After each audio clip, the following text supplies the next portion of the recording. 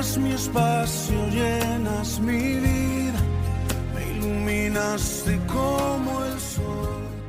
Quiero que crezca. Bien, bienvenidos a todos. Un día más estamos en la presencia del Señor. Hemos ministrado al Señor mediante nuestra alabanza. Él nos va a ministrar ahora con su palabra. También hemos podido participar de la mesa del Señor, recordando lo que el Señor hizo por nosotros, la importancia que tiene que recordemos lo maravilloso que es el amor y lo eterno.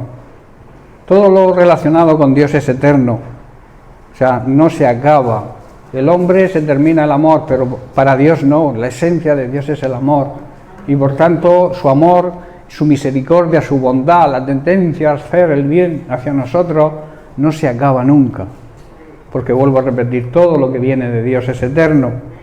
Bien, quiero seguir tratando el tema de semanas anteriores, sobre las condiciones, los parámetros que exige Dios a su iglesia hoy en día.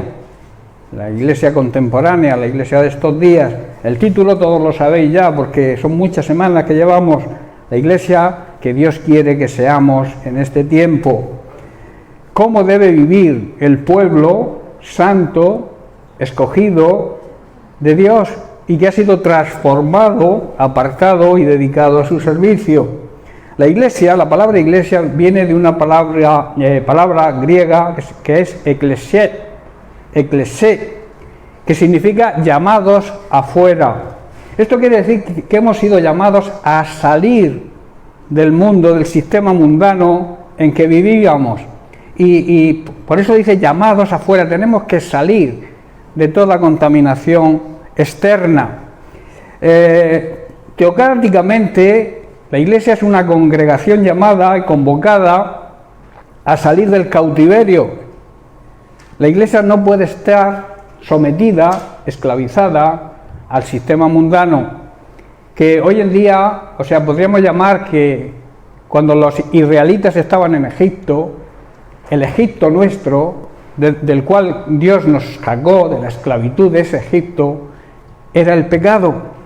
Y la iglesia de hoy en día debe vivir alejada del pecado. No puede contaminarse con el pecado. No puede, en otras palabras, vivir en pecado.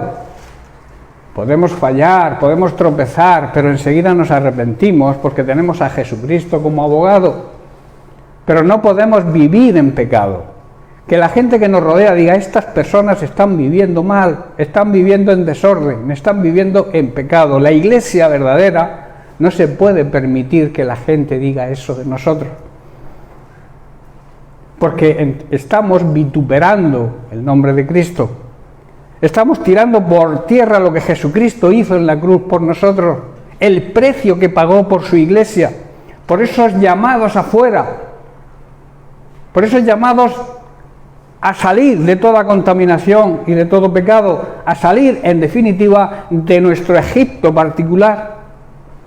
Dios nos liberta, claro que nos liberta, pero nosotros tenemos que continuar, no quejándonos como hizo el pueblo de Israel, no murmurando, no acusando a Dios de cosas que no tiene la culpa. A veces escuchamos barbaridades de muchos creyentes. ¿Por qué Dios permite? Dios no permite nada malo. Dios quiere lo mejor para no solamente su iglesia, sino para toda la humanidad.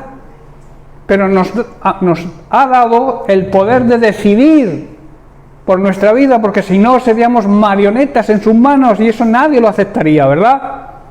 Pero muchas veces somos marionetas en las manos del diablo, porque hacemos lo que el diablo nos dice que hagamos. Por eso Jesús a los fariseos, a los levitas y a todos aquellos del antiguo pacto, todos aquellos que vivían todavía bajo la ley del antiguo pacto, a los fariseos, los escribas, les llamaba hijos del diablo. ¿Por qué? Porque hacían las cosas que el diablo les indicaba, apartándose de los consejos que él daba, como el Hijo de Dios, que nadie lo aceptó en su día. Solamente unos cuantos discípulos y algunas personas que le seguían, que no todas lo seguían con el propósito de obedecer y de escuchar sus enseñanzas. Muchos lo seguían por llenar la barriga. Y hoy quizás ocurra algo parecido. Por eso, hermanos, la Iglesia tiene que salir afuera del mundo. Y lamentablemente en muchas congregaciones es el mundo que entra dentro de la Iglesia. Y lo estamos permitiendo. Y aquellos que se ponen rígidos, se ponen tajantes en que no, son criticados de extremistas y de trasnochados que vivimos en el siglo pasado, aquellos que predicamos la palabra de Dios como hay que predicarla, que predicamos sobre el pecado, que hablamos del infierno. Hoy en algunas congregaciones son temas tabú. No se pueden tocar esos temas porque se enfadan la congregación y manipulan a sus pastores para que les predique a aquellos que le agrada oír. Y muchos van de iglesia en iglesia hasta encontrar al pastor o la congregación que acepten su situación, aunque esté en contra de la palabra de Dios. Eso hoy en día, hermanos, abunda. Pero nosotros pertenecemos a la iglesia verdadera. O yo pretendo, a través de los mensajes que el Señor me pone, para que salgamos ya de la actitud pecaminosa en la que viven muchas personas, llamados creyentes, y que están dando un fatal testimonio. Muchos dicen, ¿cómo me voy a convertir yo a esta gente que se les ve que no honran a nadie, que no respetan nada, que en su casa es un griterío constante, peleas, discusiones? Luego vienen a la iglesia y parecen santos. ¿Quién es? Por favor, poned los teléfonos en silencio. Conectémonos al wifi de Cristo. Cualquiera que te llame puede esperar una hora, ¿verdad? Y luego tú le vuelves la llamada, pero por favor, cuando estéis aquí, hay un cartel ahí fuera que dice desconexión total de móviles. Porque no solamente te distraen a ti, distraen a toda la congregación y me distraen a mí. Vamos a ser excelentes para el Señor. Y cuando estemos en el lugar santo, porque esto es un lugar santo, ¿sabéis por qué esto es un lugar santo? Porque ha sido apartado para predicar el Evangelio de Dios, ha sido apartado para que la presencia de Dios esté aquí. Porque consagrar algo, dedicar algo, es para eso. Nosotros hemos sido consagrados, la Iglesia consagrados, para que Dios nos use en algo santo, que es el ministerio que Él nos ha encargado, ¿verdad? La evangelización es algo santo que el Señor nos ha encargado, y estamos congregados aquí, le debemos el respeto y la honra que Él se merece. ¿Amén? Bueno, estábamos tratando, como he dicho, los principios a seguir para esa preparación de la Iglesia en el tiempo en que nos ha tocado vivir. Ya terminamos con el primer principio, que era la Iglesia fundamentada en Cristo, arraigada, echando raíces en su palabra y guiada por el Espíritu Santo. Y estamos tratando el segundo, una Iglesia que entienda y que viva en las exigencias que Dios demanda para pertenecer a su reino. Ese es el punto que comenzamos la semana pasada y que estamos trabajando y estudiándolo. Recordemos que hablábamos de Mateo capítulo 6, verso 33, donde Jesús habla precisamente de la prioridad de ese reino. Dice, buscad primeramente el reino de Dios y su justicia, y todas las necesidades serán añadidas. Una iglesia, hermanos, que busque el reino de Dios por encima de todo lo demás, y que lleve una vida justa, y lleve una vida santa, y Él nos va a dar todo lo que necesitemos. Eso es una gran promesa y es una exigencia del reino. Si tú quieres pertenecer al reino de Dios, al reino de los cielos, tienes que entender eso y vivir en esa exigencia de buscar por encima de cualquier otra cosa el reino de Dios. Su justicia, que es Cristo, vivir una vida justa como Cristo nos enseña, y glorificar a Dios en todo lo que hagamos. Y entonces Él nos provee que serán cubiertas nuestras necesidades. Entonces, ¿por qué te preocupas tanto de tu necesidad? Es un defecto, digamos, de la humanidad. pero lamentablemente también es de la Iglesia.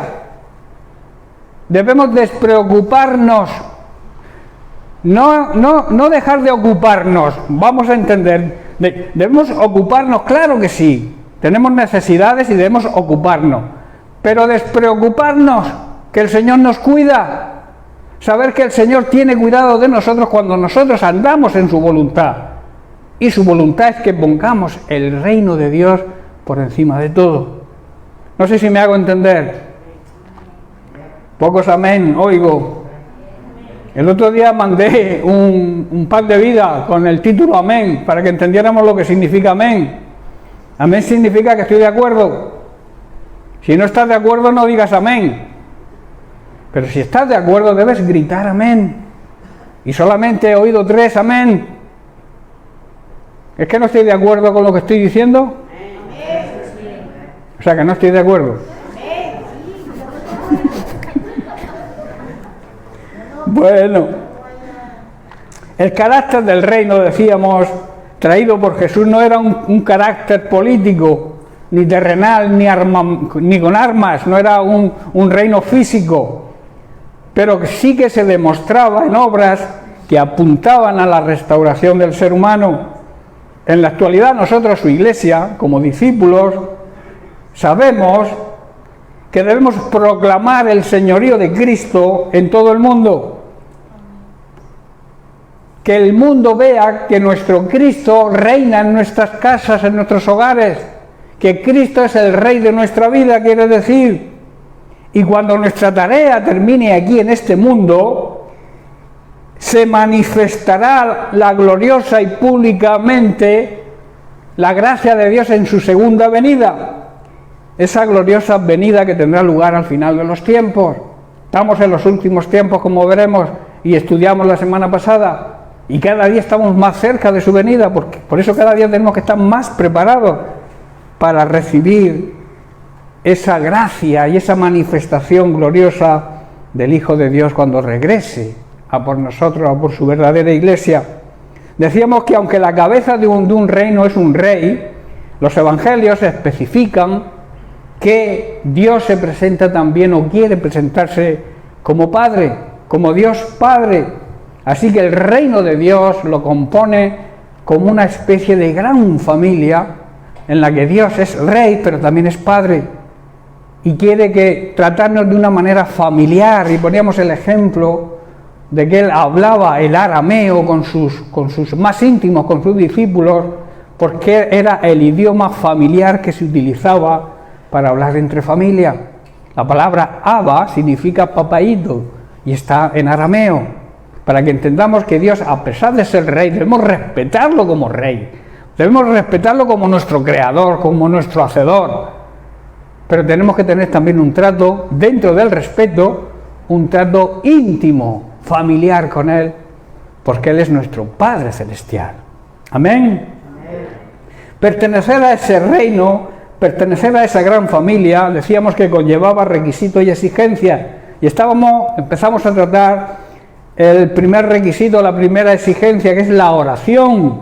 La oración, la intimidad con Dios, nos permite a poder vivir por fe, dependiendo solamente de Dios y no de las circunstancias. A veces nos dejamos llevar por las circunstancias, porque no terminamos de depender de Dios. Eso es una prueba de humildad. El ser humilde es reconocer que sin Dios ni somos ni tenemos nada. Por muchas bienes y posesiones materiales que tengas, sin Dios no se tiene nada, porque todo eso se acaba. Los bienes materiales se quedan aquí y al final se desvalora todo. Tú te compras un coche hoy y mañana ya vale la mitad, pero tú haces obras para Dios, trabajas para el reino y eso se multiplica en los cielos. Tiene doble valor cada vez. ¿Estás comprendiendo? Por eso la importancia que dice Jesús, son palabras de Jesús, recordad, que busquemos su reino por encima de todo. Por eso la oración de intimidad con Dios nos hace depender cada día más de Él. La oración, decíamos también, que es el medio de comunicación con Dios. y recordamos las palabras que dijo y que comenté la semana pasada de San Agustín de Hipona. La oración es la fortaleza del hombre, del ser humano, y es la debilidad de Dios. Dios es sensible a toda oración cuando se hace desde un corazón contrito y humillado. El corazón humilde mueve el corazón de Dios. Estuvimos tratando también de unas palabras de Jesús sobre la necesidad de velar y orar. Lo leíamos en Mateo 26, versículo 41. Dice, velad y orad para que no entréis en tentación. El espíritu a la verdad está dispuesto, pero la carne, nuestros deseos carnales, es débil. Velar significa observar atentamente, estar pendientes de lo que ocurre. También significa tener cuidado, ser diligentes en la forma de comportarnos, en la forma de, relacionarnos con la gente, explicando las condiciones y las situaciones y los acontecimientos que están sucediendo. Debemos ser cuidadosos con eso y no alarmar a la gente, sino animar, transmitir paz, transmitirles el amor de Dios. En esta situación hay mucha gente que está pasando por grandes temores. La iglesia verdadera no debe andar en temor. ¿Sabéis por qué? Porque si andamos en amor, el amor echa fuera todo temor. Y la iglesia anda en el amor de Dios. Si andamos en el amor de Dios, amando a Dios sobre todas las cosas, amando a los demás, a nuestro prójimo, como si nos amáramos a nosotros mismos, el temor desaparece. Ya puede venir lo que venga. Estamos en las manos del Señor y Él nos cuida. Estamos en las mejores manos en que podamos estar y confiando en aquel ser que dio su vida por nosotros. Se hizo hombre, Dios se hizo hombre en la figura de Jesucristo. Se encarnó en un ser humano, nació de una virgen. Se igualó a nosotros, incluso nació en un pesebre, para que nadie pueda decir que es inalcanzable el acercarse a Él. Jesús podía haber nacido en un palacio, pero no nació en un pesebre.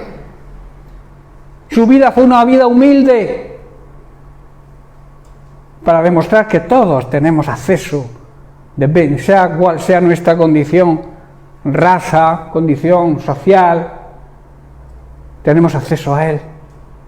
Si no tienes acceso a Él es porque no quieres, porque Dios está pendiente de toda su creación y está deseando que vayamos a Él, pero no nos obliga. Dios no obliga.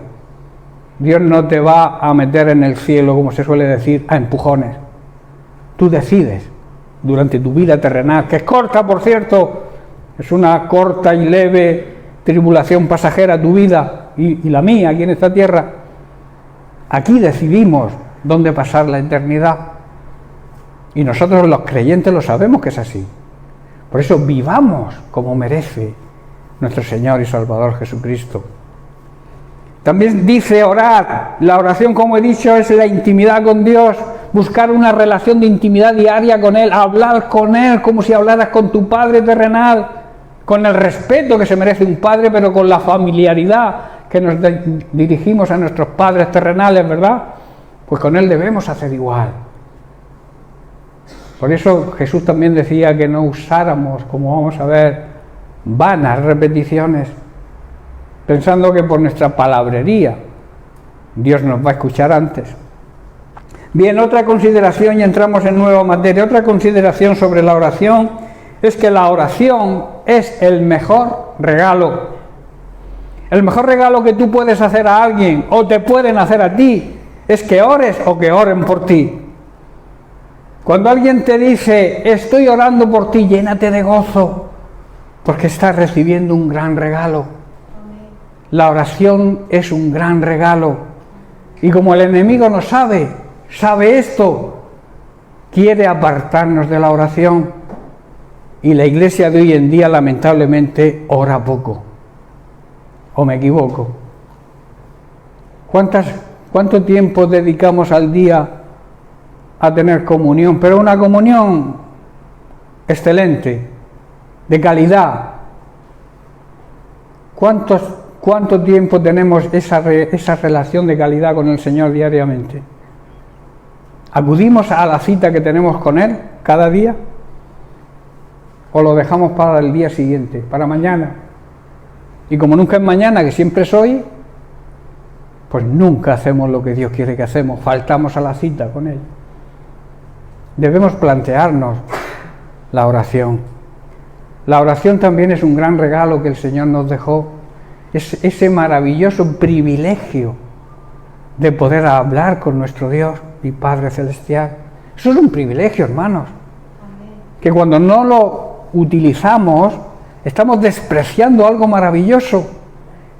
Poder hablar en intimidad con el Creador del universo, con el Rey de Reyes y el Señor de Señores. Él te ha dado el privilegio, a través del regalo de la oración, poder dirigirnos a Él, tener un trato personal y familiar con Él. Eso no sé tú, pero yo lo veo un gran privilegio. Pero ¿por qué a veces somos tan necios y despreciamos ese regalo que Dios nos ha dejado de poder relacionarnos con Él? En los tiempos que nos ha tocado vivir más que nunca, es un arma de gran importancia, hermanos, y que debemos utilizar. Un arma tiene poder para defenderte, ¿verdad? Pero si no la utilizas, no hay poder ninguno. Si tú no cargas la pistola, y entenderme, es un ejemplo, no quiero decir que cogáis una pistola y empecéis a pegar tiros, no estoy diciendo eso, es un ejemplo para que lo entendáis, que para que un arma funcione tenemos que hacer que funcione, ¿verdad? Por sí sola no funciona. Jesús enseña también cómo debemos orar en este tiempo, que hay mucha terquedad con respecto a esto. Cada uno ora como le han enseñado, y si le han enseñado mal, sigue orando de esa manera.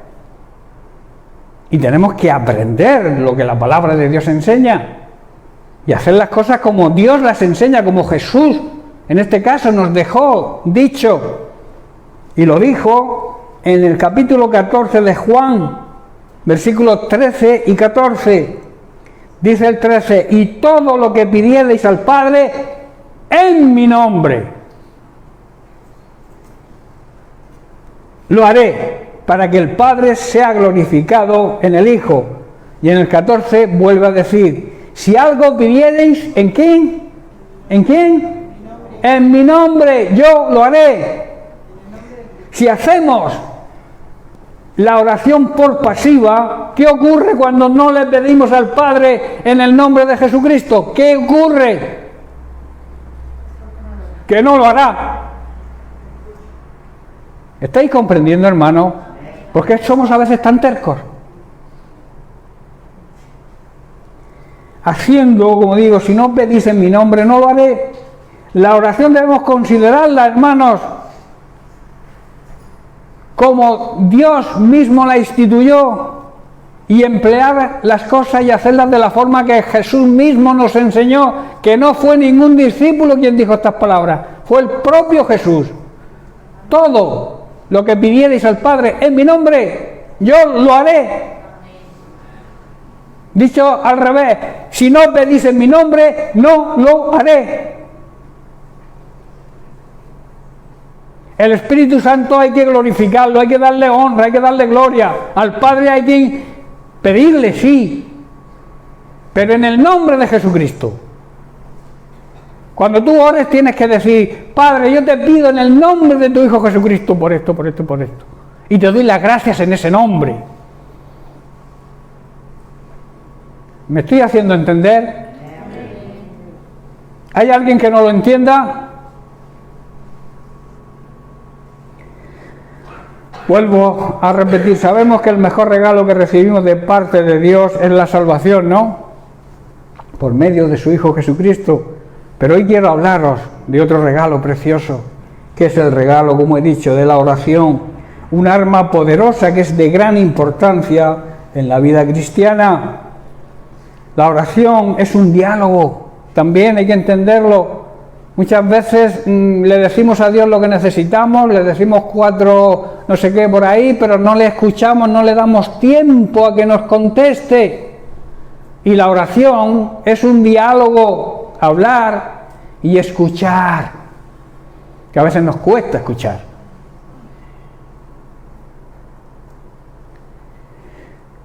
Cosas que debemos saber acerca de la oración. La oración es un acto de adoración y de comunicación con Dios en el que se incluye nuestras peticiones, nuestra necesidad. ¿Estáis entendiendo? Lo primero es un acto de adoración. Lo segundo es una comunicación con Él de intimidad. Y todo esto incluye el pedirle por nuestra necesidad. En un sentido puramente cristiano, una lágrima, hermanos, una lágrima, un gemido o incluso el silencio, Dios lo considera una oración poderosa por delante de aquellos que se tiran 3/4 de hora orando, creyendo que por su palabrería Dios los va a escuchar antes. A veces el silencio, una lágrima que te caiga desde porque has sido tocado por el Señor, has sido tocado, has sido quebrantado tu corazón y lloras. Quizás Dios lo considere mucho más importante que una larga oración para que los demás vean lo bien que oras y el tiempo que oras para, digamos, sacar tu orgullo, tu soberbia. No lo digo que sea siempre igual, pero escuchadme bien, pero hay casos, muchos casos en que las personas actúan de esa manera y mi deber es decirlo. Tú necesitas orar 2 horas, tienes todo el día en casa para orar. Pero igual no oras nada en tu casa y cuando llegas a una reunión eres el más importante y quieres orar más que nadie. Claro, y los que son nuevos, los que llegan tempranito, los que dicen yo no puedo orar como ora esta persona, yo no voy más a la oración. Muchas personas no vienen a la oración por eso, pero no es aquí en esta congregación solo, ocurre a nivel general. Yo he hablado con Sangonera, con el pastor de Sangonera, con otros pastores y ocurre lo mismo. Y muchos motivos de que no venga gente a la oración de los martes o de los días que tengan otras iglesias es precisamente por eso. Voy y no me dejan orar, no me dan tiempo. Cuando se ora en la congregación, la oración en la iglesia es interceder por cosas claves, por cosas que se deben decir al principio. Vamos a orar hoy por esta situación, por este conflicto, por esta familia que necesita oración, por aquello, y no irnos por las ramas. Y a veces repitiendo lo mismo 3 o 4 veces, que yo lo escucho. ¿Creemos que Dios está sordo? ¿O que está despistado y no nos hace caso? Porque le repetimos las cosas al Señor. Si estudiamos las Escrituras y vemos cómo Jesús oraba, nos damos cuenta que Él cuando llegaba a uno que estaba endemoniado le decía, espíritu inmundo, sal fuera. Y salían 4 palabras. No sé si estáis comprendiendo, no quiero que me malinterpretéis y ahora nadie ore. Estoy diciendo que debemos seleccionar nuestra oración cuando nos reunimos como iglesia. Si tú sientes la necesidad de orar por horas, es algo precioso en la intimidad tú con el Señor. Pero cuando venimos a interceder por problemas de la congregación o problemas que están sucediendo en el mundo, debemos centrarnos en esos problemas y darle opción a que todos los que acudan puedan orar y puedan plantear su oración. Si la oración dura 1 hora y media y venimos 20 y cada uno ora 20 minutos, haced la cuenta, un matemático que lo haga, habría que estar 4 horas.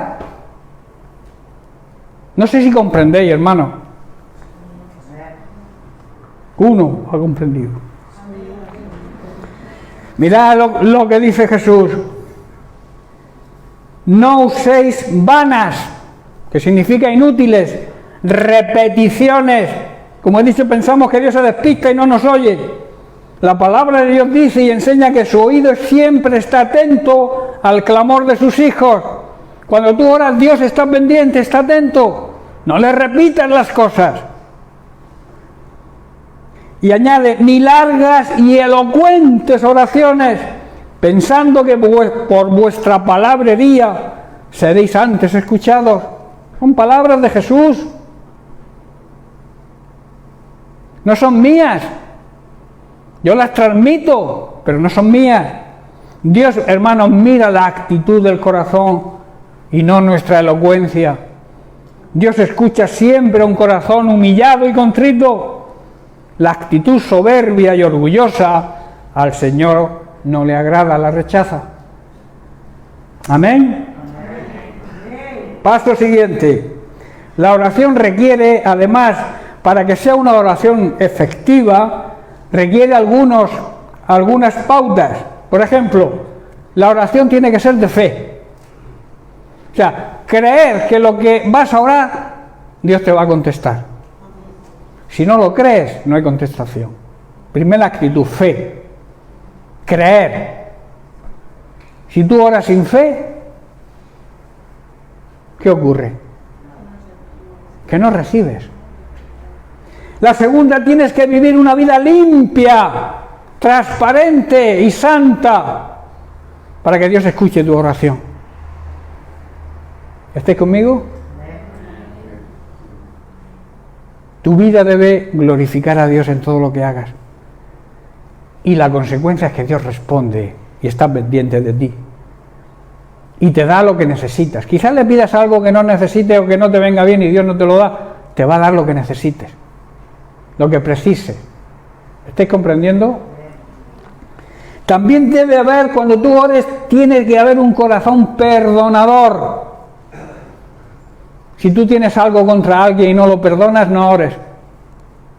Necesitas perdonar o pedir perdón para que el Señor escuche tu oración. También hace falta que nuestra oración sea constante, perseverante, que significa que no debemos darnos por vencidos, porque Dios a su tiempo va a contestar. Dios siempre contesta, hermanos. O te dice que sí, o te dice que no, o te dice espera que no es el momento oportuno. Tenemos que tener esa paciencia. La paciencia es la cualidad que tenemos de saber esperar, aunque deseemos algo mucho. Y aunque desees que Dios te dé algo, Dios te lo va a dar en el momento preciso, en su tiempo. Y Dios nunca llega tarde, hermanos. Debemos saberlo. Que Dios es perfecto en todo lo que hace. Y todas las decisiones que toma son para nuestro bien. También nuestra oración tiene que estar en armonía con la voluntad de Dios.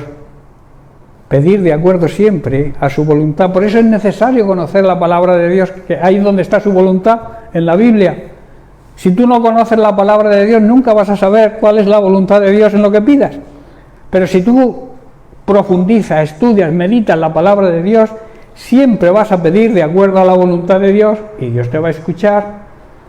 De ahí la importancia de estudiar, no solamente leer la palabra de Dios, sino estudiarla y meditarla. La oración no tiene como finalidad, como muchos creen, decirle a Dios lo que debe hacer. Señor, yo quiero que hagas esto y lo quiero que lo hagas porque yo lo mando y lo digo y te lo ordeno. Hay quien ora así. Tú a Dios no le puedes dar órdenes. Hay quien lo hace así. Le pide cómo debe hacer las cosas y cuándo debe hacerlas. Esta es la forma que tienen algunos de orar, pero no es la correcta. Debemos orar siempre con una actitud humilde, reconociendo que Él es el que toma las decisiones para nuestra vida y que son las mejores decisiones. Quizás tú en el momento no las entiendas, pero a la larga te darás cuenta que lo que Dios hace es lo mejor para nuestra vida. Amén. Dios es soberano, hermanos, y es árbitro de sus planes y toma sus propias decisiones. Tiene la máxima autoridad y yo no soy nadie para ordenarle a alguien que tiene la máxima autoridad nada, sino rogarle y humillarnos ante su presencia y pedir de acuerdo a su voluntad y eso abre el corazón de Dios y recibimos todo lo que necesitamos. Debemos entender eso. A través de la oración las personas, hermanos, conocemos la voluntad de Dios. Si no, ahora nunca vas a saber lo que Dios quiere para ti. Es algo que a través del Espíritu Santo Dios te va a revelar cuando estés en intimidad con Él. Es que yo no sé qué plan tiene Dios para mi vida. Ora, intercede, ponte en comunión con el Señor. Y Él a través del Espíritu Santo te lo va a mostrar.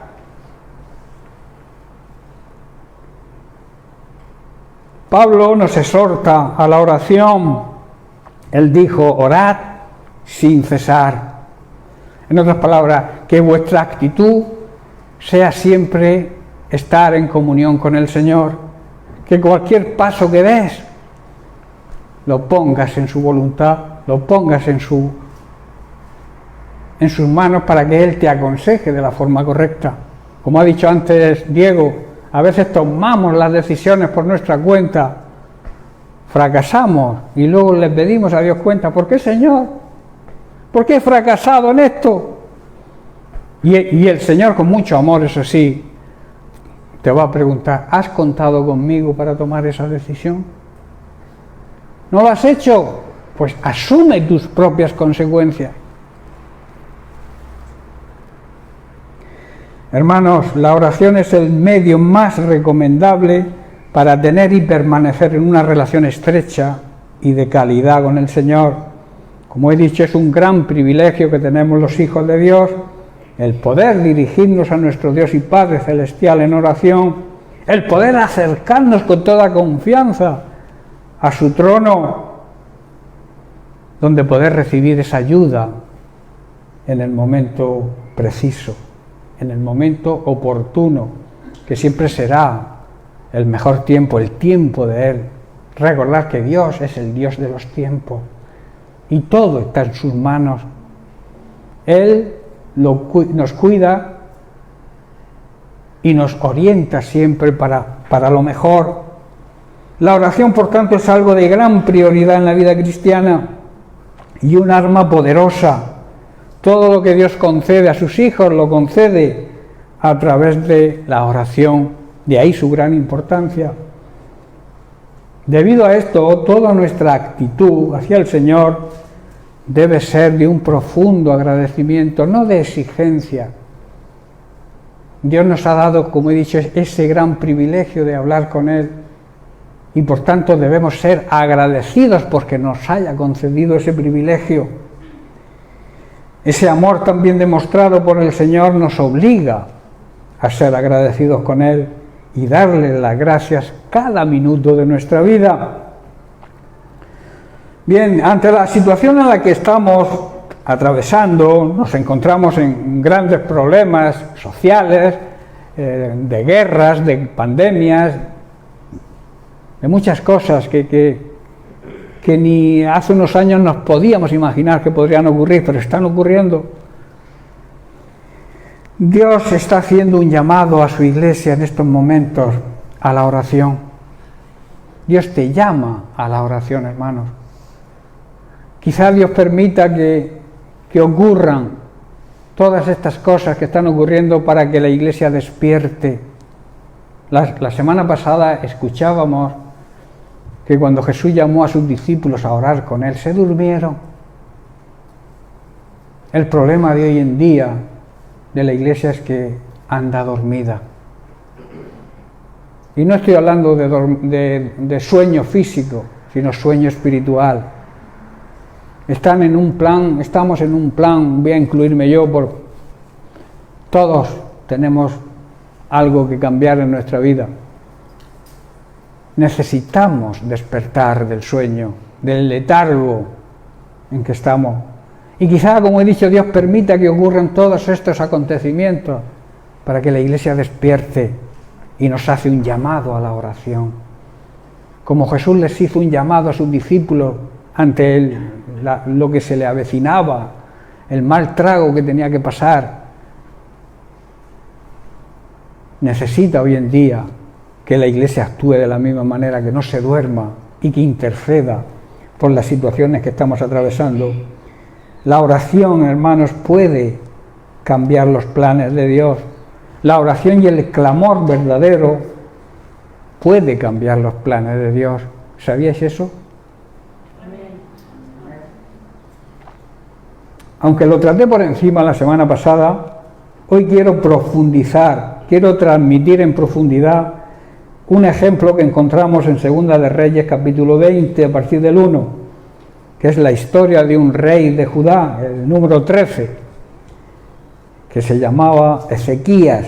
Dice, en aquellos días Ezequías cayó enfermo de muerte, y vino a él el profeta Isaías, hijo de Amoz, y le dijo, el Señor dice esto, ordena tu casa, porque morirás, no vivirás más. Isaías le dio al rey Ezequías el siguiente mensaje de parte de Dios, dicho de otra forma, esto te dice el Señor, pon tus asuntos en orden, porque vas a morir, arregla tu situación, si tienes que repartir tu herencia, hazlo bien, arregla todas las cosas, pon todo lo que tienes en desorden, ponlo en orden porque te vienes conmigo. Eso estaba diciéndole Dios a Ezequías a través de Isaías. Versículo 2. Entonces él, Ezequías, volvió su rostro a la pared y oró al Señor y dijo, versículo 3, te ruego, señal de humildad, ¿verdad? Como hay que dirigirse al Señor, no con prepotencia, ni soberbia, ni orgullo, sino con humildad. Dice, te ruego, oh Dios, te ruego, vuelve a repetir, que te hagas memoria, que te acuerdes de que he andado delante de ti en verdad y con íntegro corazón y que he hecho las cosas que te agradan. Y añade, y lloró Ezequías con gran llanto. Ezequías, lleno de humildad, cuando recibió la noticia, dice que volvió su cara hacia la pared y oró al Señor con una actitud humilde. Dios mío, no te olvides, le dijo, de que yo siempre he sido sincero contigo y te he agradado en todo. Y luego dice que lloró con gran tristeza. Aquí debo hacer una aclaración sobre las palabras de Ezequías. Te ruego que hagas memoria. O sea, te ruego que te acuerdes. Pero hay una gran promesa de Dios que está en Hebreos capítulo 6, verso 10, que dice, porque Dios no es injusto para olvidar vuestra obra y el trabajo que hacéis. Dios no se olvida de nada de lo que tú hagas. Ezequías, en su emoción quizás, le dijo al Señor que no se olvidara, pero sabemos que el Señor no se olvida de nada de lo que hagamos. Por muy pequeño que sea lo que hagas, a Dios no se le pasa por alto, nunca se olvida. Dios tiene memoria, hermanos, y nunca se olvida de lo que hagas. Hay una cosa de que Dios sí se olvida, y la encontramos en Miqueas capítulo 7, verso 18. Y se olvida cuando nos arrepentimos de nuestra maldad y de nuestros pecados. El profeta Miqueas se pregunta, ¿qué Dios como tú que perdona la maldad y olvida el pecado? Hermanos, Dios siempre perdona y olvida. ¿Nosotros perdonamos y olvidamos? O como muchos dicen, perdono pero no olvido. Nosotros tenemos que imitar a nuestro Dios y Padre Celestial. Si Él te perdona y se olvida de lo malo que hemos sido, ¿quién soy yo para no perdonar aún a mis enemigos? ¿Estás comprendiendo, hermano? Dios perdona y olvida. Dice, del remanente de su heredad, dice, no retuvo para siempre su enojo, porque se deleita en misericordia. Dios disfruta haciéndonos misericordia. Dios disfruta amándonos y demostrándonos su amor cada día. Cuando nos arrepentimos, hermanos, Dios perdona y se olvida de nuestra maldad y de todos nuestros pecados. Pero debe haber un arrepentimiento profundo y real. Y entonces Dios te perdona y se olvida. Por eso, si tú te has arrepentido de verdad, no recuerdes ni lo que eras ni lo que hacías, que estaba en contra de la palabra de Dios. Mira hacia adelante, como decía Pablo, prosigo a la meta, olvidando lo que queda atrás, para conseguir el premio, la meta, la vida eterna, hermanos. ¿Estáis entendiendo? No es que la petición de Ezequías fuese algo grave, lo que sí demuestra es que muchas veces las personas no llegamos a entender el gran amor y la misericordia de Dios, no la llegamos a comprender y no valoramos, y entonces no tenemos en cuenta lo que hace por nosotros. Eso es un gran defecto de muchos creyentes, es un gran defecto que ocurre hoy dentro de las iglesias cristianas, que no valoramos, no entendemos realmente el amor de Dios. Seguimos con el pasaje, porque quiero terminar por lo menos con este tema, el pasaje de Segunda de Reyes, capítulo 20, versículo 4. Mirad la respuesta de Dios a la oración de Ezequías. Dice: y antes que Isaías saliese hasta la mitad del patio, vino palabra del Señor a Isaías diciendo: vuelve y di a Ezequías, príncipe de mi pueblo, era un rey de Judá. Dice: así dice el Señor, el Dios de David tu padre, porque él era descendiente de David. Yo he oído tu oración. Dios escucha siempre la oración de sus hijos cuando se hace como la hizo Ezequías, con humildad, con respeto y con agradecimiento. Dice: yo he oído tu oración y he visto tus lágrimas. A veces lloramos poco, hermanos. Deberíamos quebrantarnos ante la presencia de Dios y llorar, porque eso mueve el corazón de Dios. Cuando tú estés orando, intercediendo y te venga esa cosa que te viene, que te da por llorar, llora. No te reprimas. Dios escucha la oración del humilde y sus lágrimas también las ve. Dice: aquí yo te sano. Al tercer día subirás a la casa del Señor. En otras palabras, Dios le estaba diciendo: te voy a sanar, y en 3 días te levantarás de tu cama, e irás al templo y me darás gracias. Tremendo, ¿verdad? El plan de Dios, ¿cuál era? Arregla tus cosas, que te vienes conmigo. Tu trabajo en la tierra ha terminado. Pero la oración sincera, la oración pura, real, de fe y de agradecimiento tocó el corazón de Dios y sus lágrimas también. Y la respuesta fue: mirad. ¿Dónde está? Espérate, sí. Dice el versículo 6: y añadiré a tus días 15 años. Se iba a ir con él en ese momento, 1 día, 2 días.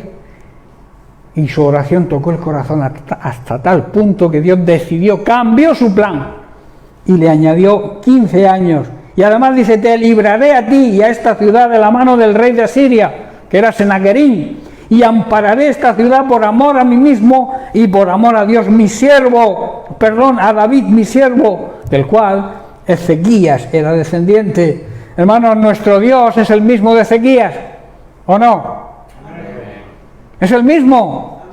Y lo que hizo entonces lo puede hacer hoy también con nosotros. Dios puede cambiar el plan de todos los acontecimientos que están sucediendo, pero necesita que su iglesia ore, doble la rodilla, clame a Dios con humildad y, si es necesario, con llanto, para que pare esta guerra y paren todos estos acontecimientos, todas estas pandemias que estamos viviendo. Dios puede cambiar si su iglesia se levanta en oración, como hizo Senaquerín. ¿Estáis entendiendo, hermano? A veces nos relajamos, aceptamos las situaciones, pero debemos luchar en oración, perseverar en oración, hermanos, y Dios puede cambiar sus planes. Estoy seguro, la respuesta a la oración, al clamor de Ezequías, puede ser hoy la misma si lo hacemos de la misma manera que lo hizo él. Dice que él volvió su rostro a la pared, humildad, y oró a Dios y lloró. Y Dios escuchó su clamor, vio sus lágrimas y le concedió 15 años más de vida. Tremendo, ¿verdad? Nuestras oraciones, hermanos, clamando, y estoy terminando, clamando a Dios por la paz en el mundo, pueden cambiar los acontecimientos. Seguro, es verdad que estamos en los últimos tiempos y todos estos son señales de la venida de nuestro Señor y Salvador Jesucristo, pero su iglesia sigue estando aquí. Y mientras que estemos aquí, no debemos pensar el día ni la hora en que Jesús va a volver, sino hacer nuestro trabajo. Están ocurriendo acontecimientos, que está habiendo tantas injusticias, muriendo tanta gente inocente. Nuestro deber es interceder, doblar rodillas y despreocuparnos del día y de la hora en que va a venir, que nadie lo sabe, ni el propio Jesús lo sabe. O sea, si te viene alguien por ahí diciendo el Señor viene tal día, olvídate, mándalo lejos, porque no es lo que la Biblia enseña. El día y la hora en que Jesús regrese, solamente Dios el Padre lo sabe. Amén.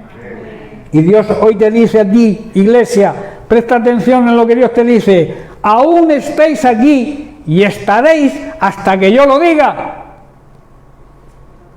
Hermanos, vamos a estar aquí hasta que Dios lo decida.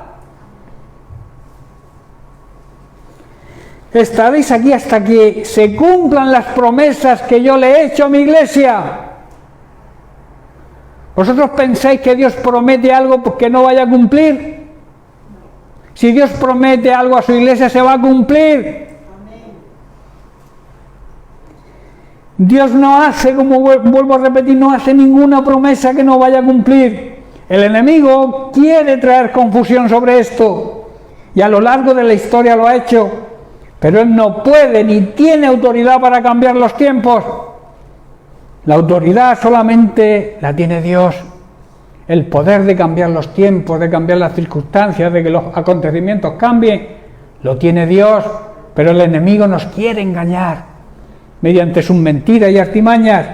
Nuestro deber, hermanos, nuestro trabajo, mientras estemos aquí, es ayudar en oración, en intercesión por las necesidades, y también predicando el Evangelio de salvación a toda criatura, que es la mayor necesidad que los seres humanos hoy en día necesiten. Y también, claro, la necesidad física, si está en tu mano hacerlo, debes hacerlo, debes ayudar. Hay dos sacrificios que repito mucho que le agradan a Dios. ¿Cuáles son? ¿Quién los recuerda? Hacer el bien, hacer todo el bien que podamos, y la ayuda mutua, ayudar a todos los que podamos. Esos son los sacrificios que le agradan a Dios. Amén.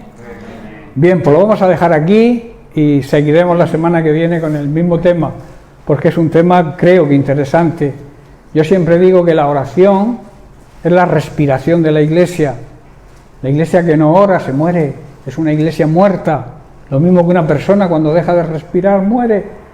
La iglesia de Jesucristo, la verdadera iglesia, tiene que estar despierta, intercediendo, respirando, orando sin cesar, como decía Pablo. Y no quiere decir que todo el día estés haciendo oraciones, quiere decir que tengas una actitud de comunión y de intimidad siempre con el Señor, que cualquier paso que des, por muy insignificante que sea, lo pongas en las manos del Señor, y el Señor le agrada que le pidamos.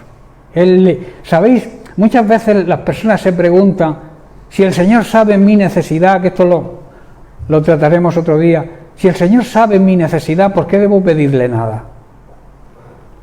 La respuesta es muy sencilla, porque Él quiere tratar contigo, quiere escuchar de tu boca cuál es tu necesidad y cuál es tu prioridad.